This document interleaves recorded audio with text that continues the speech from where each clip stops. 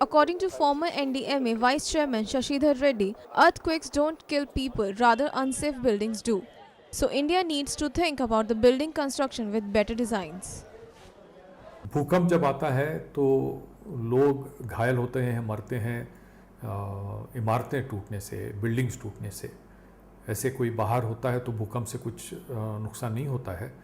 और बात यह है कि हम किस तरह के घर बनाते हैं, किस तरह के बिल्डिंग्स बनते हैं, ये भूकंप विरोधी तत्वों को उसमें जोड़ते हैं, कोड्स का सही इस्तेमाल होता है, डिज़ाइनिंग, स्ट्रक्चरल सेफ्टी, इन सब चीज़ों पर ध्यान कितना दिया जाता है, ये सब चीज़ों को ध्यान में रखने के लिए कानून बनते हैं, नियम बनते हैं। लेकिन जब तक हम लोगों को जागरूक नहीं बनाएंगे, लोगों को ये बताना ज़रूरी है कि बड़े बड़े भूकंप जगह जगह पर होते हैं, मगर लोग समझते हैं कि ये कहीं हो जाते हैं, हमें इससे क्या लेना देना है।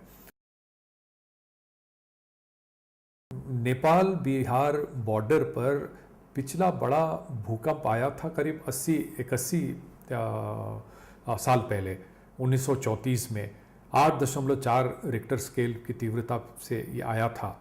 आज उस भूकंप से जो तबाही मची उसे याद रखने वाला कोई नहीं है, कई पीढ़ियां निकल गई हैं।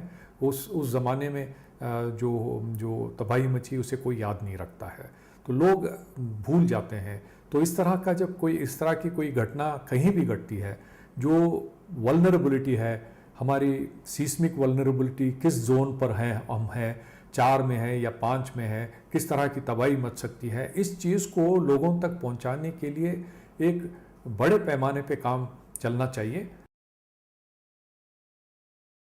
हमने इसका प्रयास किया। जब मैं एनडीएमए का वाइस चेयरमैन था 2011 में, जब जापान में ट्रिपल डिज़ास्टर हुआ था, भूकंप आया था, सुनामी हुई थी और न्यूक्लियर डिज़ास्टर। उसके बाद उस वक्त जो प्रधानमंत्री डॉक्टर मनमोहन सिंह जी हमारे अध्यक्ष थे एनडीएमए के, उन्होंने निर्देश दिया कि हम विश्व स्तर की संसिद्धता की ओर हम काम करना शुरू करें। उसके बाद हमने खासकर, और उनके हम हर इस बात की हमेशा चिंता रहती है, अब चक्रवात आता है या बाढ़ आते हैं तो उसकी पूर्व सूचना हमें मिल जाती है, लेकिन जब भूकंप आता है कोई पूर्व सूचना, पूर्व अनुमान हम नहीं कर सकते हैं, और सिर्फ संसिद्धता ही इससे निपटने का एक ही तरीका है। और इसको ध्यान में रखते हुए हम दिल्ली में 2011-12 में पूरी नई दिल्ली के सभी 9 जिलों में एक बड़े पैमाने पे एक कैंपेन हमने चलाया था 4-5 महीने तक, जो आखिरी दिन एक ही दिन 400 से अधिक जगहों पर हमने मॉक ड्रिल किया। लोगों में इतनी जागरूकता बढ़ी है उसमें, और ये एक बार करके छोड़ने से नहीं होगा, इसे मुसलसिल हमें करना होगा। Powered by NNIS.